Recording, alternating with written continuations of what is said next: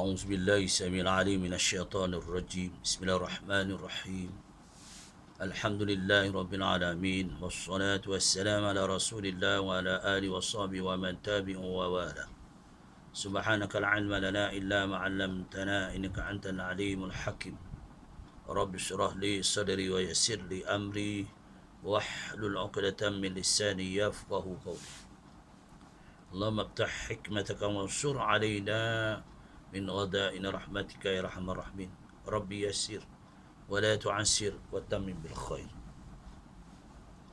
Assalamualaikum warahmatullahi wabarakatuh.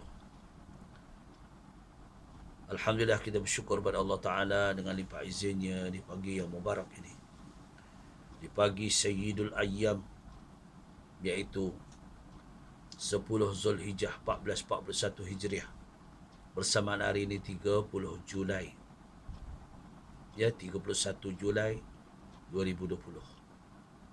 InsyaAllah perkongsian kita bersyukur pada Allah Ta'ala kerana Allah mengizinkan kita dapat bangun awal. Alhamdulillah. Jadi Allah izinkan kita kerana pada malam ini atau sampai pagi ini, sampai ke Fajar, dinamakan Fajar Subuh, iaitu Fajar Sodik, dinamakan malam Lailatul Izzah, malam kecemerlangan. Di mana di malam ini, malam yang banyak keberkatan, saya nak kongsikan. Kerana pada hari raya Aidil Adha merupakan hari raya banyak pengorbanan, banyak pengajaran, banyak ibrah yang kita peroleh. Ya. Jadi kita sama-sama, Allah izinkan kita bertemu dekat hari raya Aidil Adha. Walaupun yang telah lalu hari raya Aidil Fitri kita tidak dapat untuk bercuti balik ke kampung kerana mengikut SOP yang sangat ketat. Ya. Kerana ketika itu wabak telah melanda negara kita, Malaysia, dan juga negara seluruh dunia.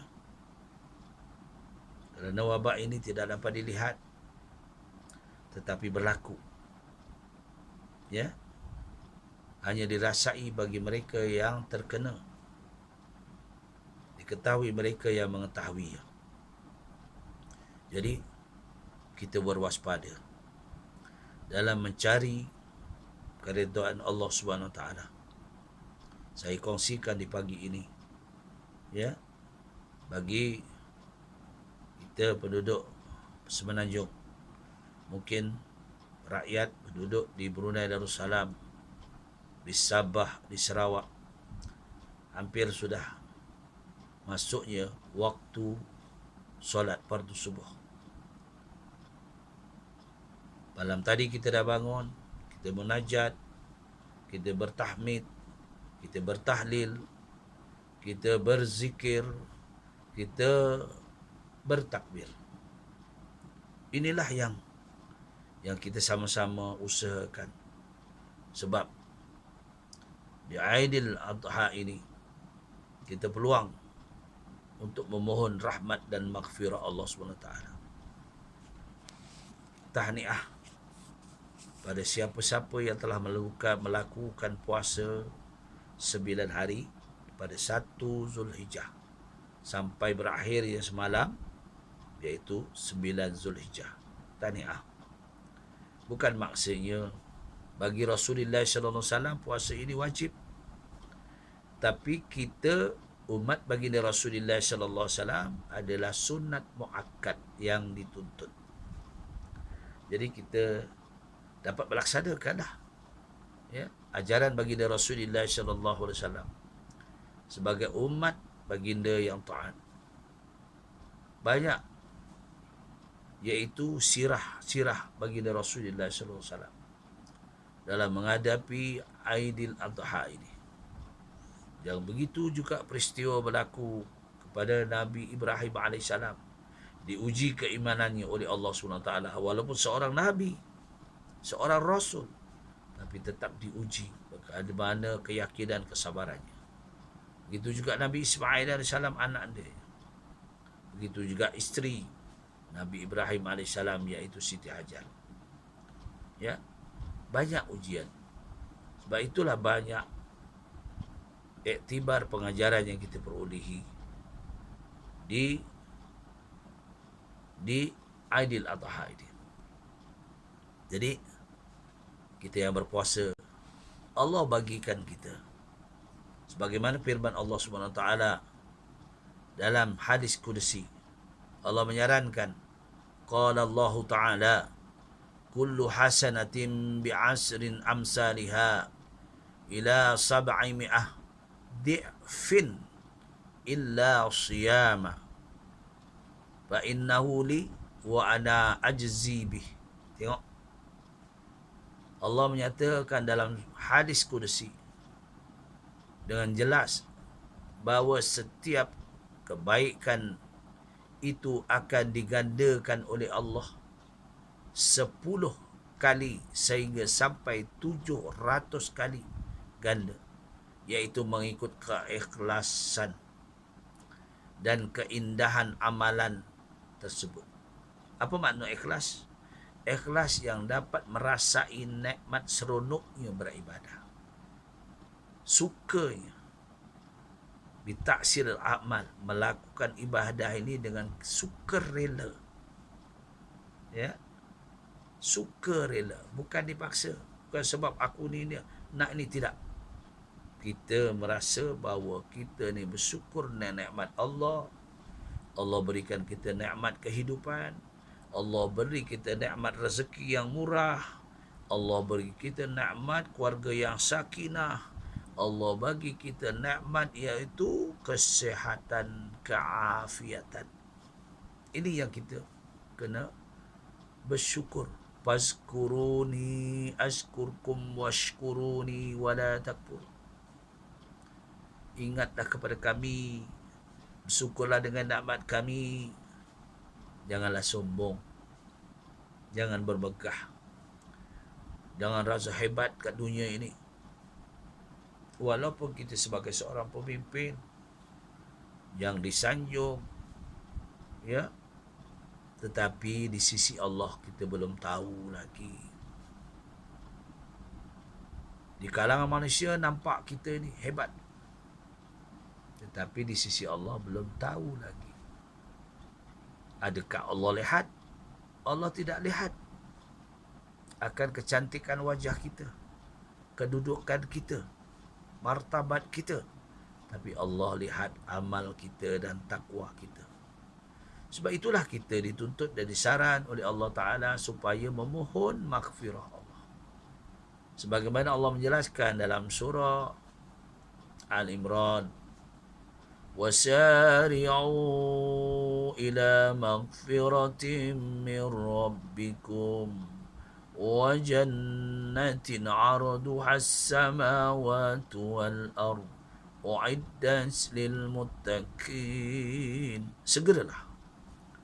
Segeralah memohon keampunan kepada Allah Ta'ala seandainya kita melakukan dosa yang kita sedari atau tidak sedari. Kerana Allah akan mengurniakan kepada kita syurga yang isinya, ya, seisi alam ini, ya, fis samawati wal ardh, langit dan bumi. Uiddat lil muttaqin, diperuntukkan kepada mereka yang benar-benar bertakwa. Inilah yang kita cari. Ambil peluang, ya, ambil peluang di bulan Zulhijjah ini, dan kita menghadapi iaitu hari tasyrik. Kita tidak dapat menunaikan ibadah haji. Ramai di kalangan, ya, jamaah haji yang tak dapat pergi pada tahun ini. Allah, ujian Allah Ta'ala. Ada yang sudah dapat keputusan nak pergi, tapi tak dapat kerana kan salah satu, pertamanya orang yang diwajibkan kita pergi menunaikan ibadah haji ini, ada sebab-sebab yang kita tidak dapat menunaikannya. Pertamanya, perlu ada kesihatan.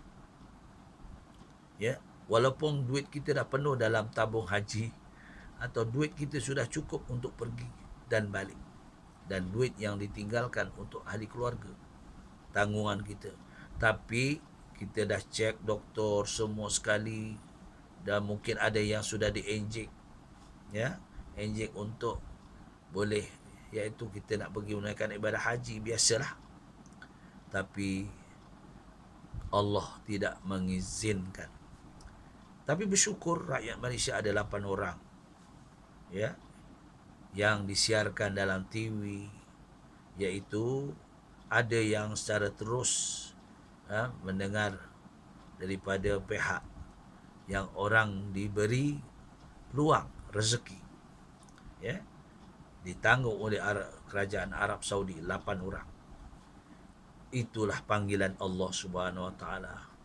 Sebenarnya Allah mengizinkan kita menunaikan ibadah haji itu adalah kehendaknya.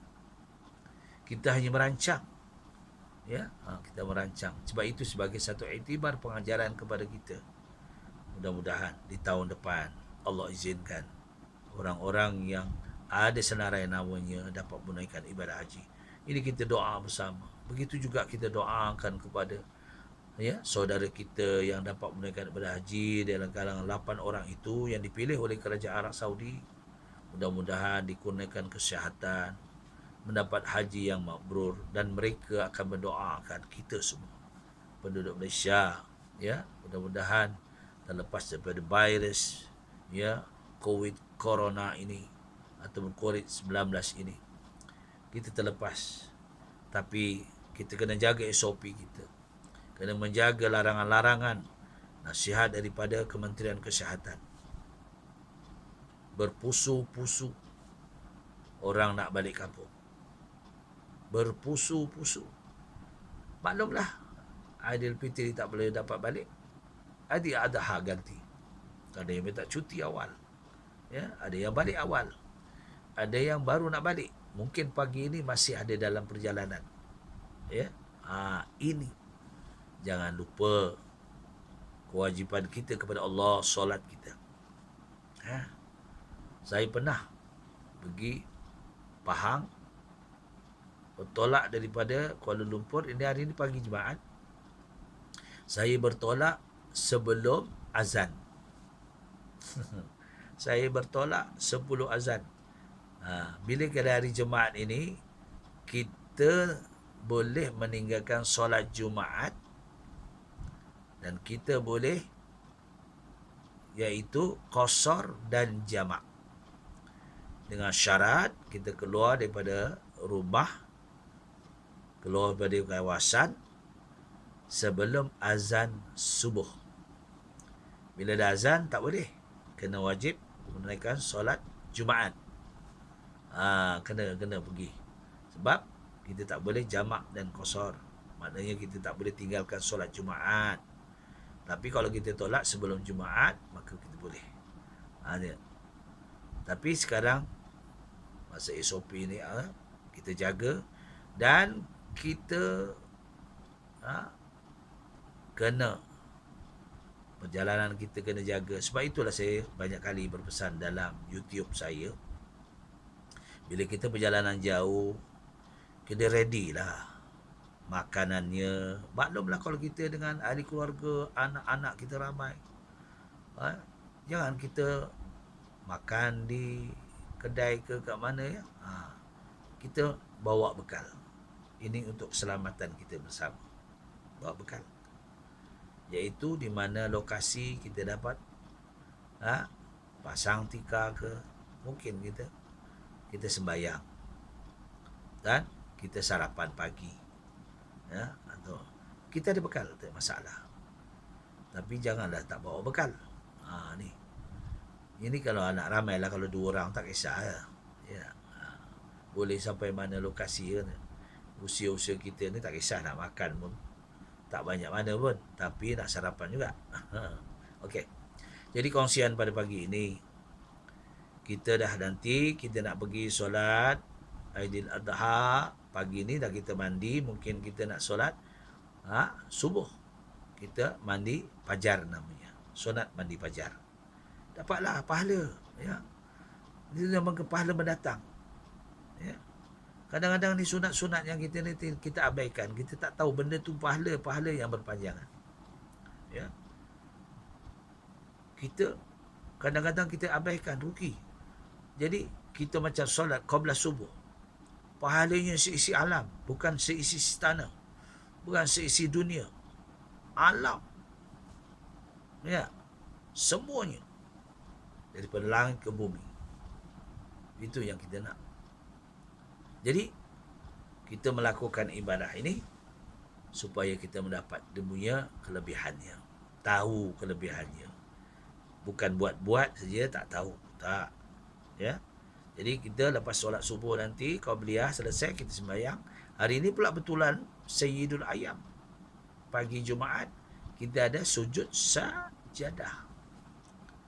Hari Jumaat pula mengikut hadis Rasulullah sallallahu alaihi wasallam, barang siapa yang berselawat, ya, kepadaku 10 kali, Allah akan bagikan 3 kelebihan.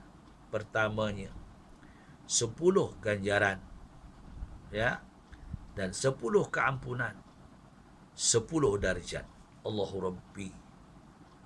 Tengok punya sayangnya Allah kepada hamba-Nya. Kerana kita berselawat bagi baginda Rasulullah sallallahu alaihi wasallam. Sebab Allah menyatakan dalam dalil yang nyata, firman Allah, innallaha wa malaikatahu yusalluna 'alan nabi ya ayyuhalladzina amanu sallu 'alaihi wa sallimu taslima. Sesungguhnya Allah dan malaikat telah berselawat kepada baginda Nabi Muhammad sallallahu alaihi wasallam. Dan wahai orang-orang yang beriman, tengok perintah Allah, wahai orang-orang yang beriman, berselawatlah kamu kepada baginda Nabi Muhammad sallallahu alaihi wasallam dengan sebaik-baik selawat.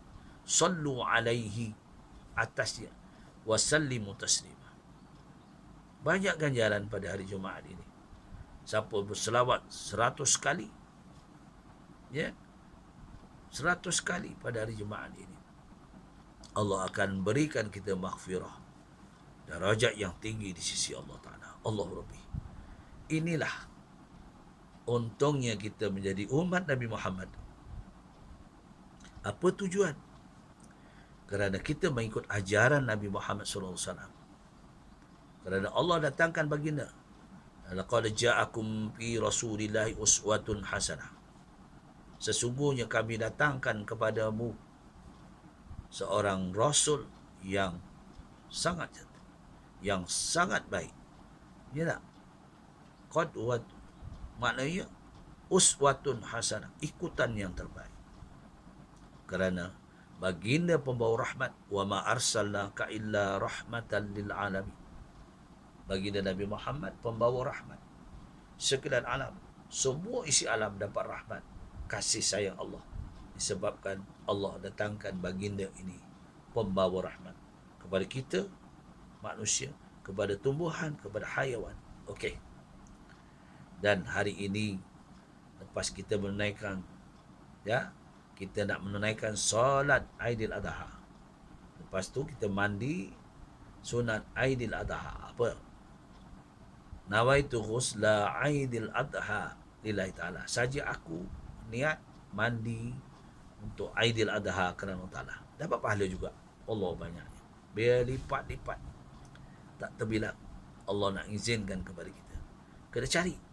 Ini adalah bajet Allah untuk kita. Kemudian kita sembahyang pergi masjid awal, kita bertakbir. Apa kalimah takbir? Allahu Akbar, Allahu Akbar, Allahu Akbar, la ilaha illallah, sampailah akhir. Jadi kita takbir, bertahmid, duduk iktikaf kalau di masjid, tahiyatul masjid, banyak lagi. Dan pas kita takbir, kita akan sembahyang Aidil Adha. Dia beza. Kalau raya, kita sembahyang dulu, baru baca khutbah. Kalau Jumaat, nanti Ni hari dua khutbah ni. Hari ni sembahyang Aidil Adha, kita baca khutbah. Dan hari juga nanti sembahyang hari Jumaat. Ya tak? Khutbah juga. Berbeza. Kalau sembahyang sunat, Aidil Adha ataupun Aidil Fitri, dia akan sembahyang dulu baru dibacakan khutbah. Apa niatnya? Niatnya usalli sunatan Aidil Fitri, Aidil Adha rakaataini ma'muman lillahi taala. Saya ulangi. Usalli sunatan Aidil Adha rakaataini ma'muman lillahi taala. Takbir pertama apa? Takbiratul ihram. Lepas tu kita doa iftitah seperti biasa. Allahu akbaru kabira walhamdulillahi katsira wa subhanallahi bukratan wa asila. Ada sampai. Biasalah macam sembahyang biasa. Kemudian barulah kita mulakan takbir 7 kali. Apa kita baca? Setiap takbir Allahu akbar. Ya, baca subhanallah walhamdulillah wa la ilaha illallah wallahu akbar. Itu bacaannya. Lepas tu takbir lagi. Allahu akbar. Subhanallah walhamdulillah wa la ilaha illallah wallahu akbar.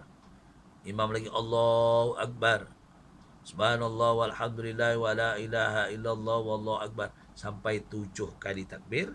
Diselangi dengan bacaan apa? Tasbih. Apa bacaannya? Subhanallah walhamdulillah wa la ilaha illallah wallahu akbar. Maha suci Allah, segala puji bagi Allah. Tiada Tuhan yang layak disembah kecuali Allah. Allah yang maha agung. Itu lafaznya. Pengakuan ikrar lidah kita.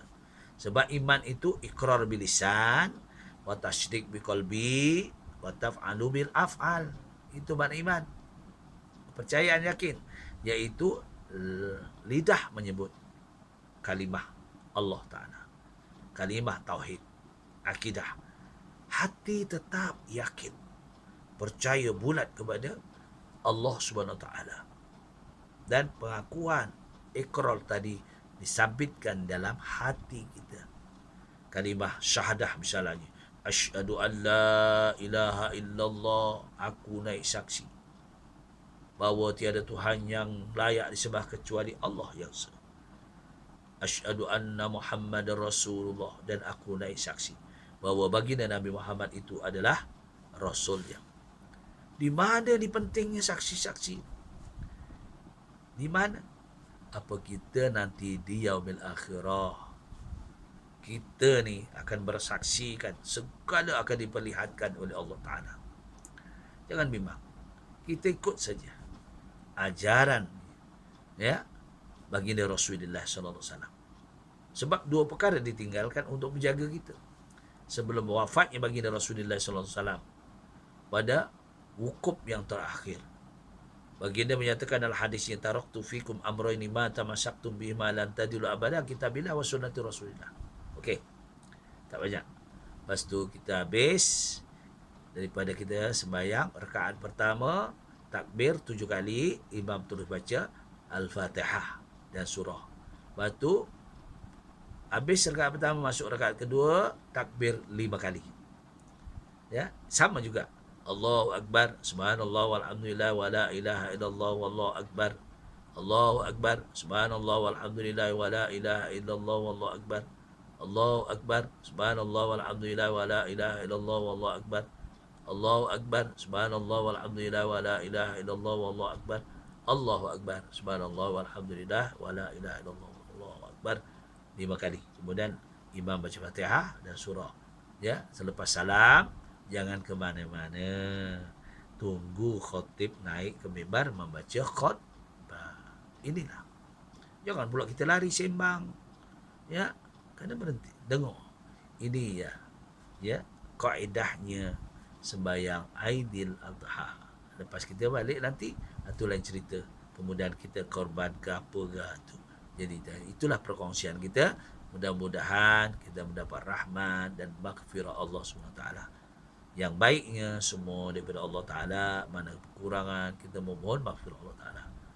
Jadi kita pagi ini kita boleh hubungi keluarga kita, mohon maaf yang tak boleh balik. Yang boleh balik, syukur alhamdulillah, berhati-hati di jalan raya, berhati-hati dalam SOP kita. iaitu sosial kita. Jangan sampai kita berpeluk-peluk ini, no, ya. Kita cakap terima kasih, terima kasih, kita takut, ya. Tapi mask jangan tak pakai. Mask jangan tak pakai, kena pakai. Sebab itulah ramai di kalangan kita cuai, pakai mask pun tak nak, semua tak nak, ya. Jadilah berlaku ramai lagi yang terkena balik virus ini. Itu kita lah kena patuh sama-sama. Kita kena usaha sebab kita berpegang dengan kaedah ahli sunnah, ya, akidah ahli sunnah wal jamaah. Usaha, ikhtiar, baru menghadapkan kepada Allah Ta'ala. Aku di qouli hadza astaghfirullahaladzim wa lakum wa billahi taufiq wal hidayah. Wassalamualaikum warahmatullahi wabarakatuh.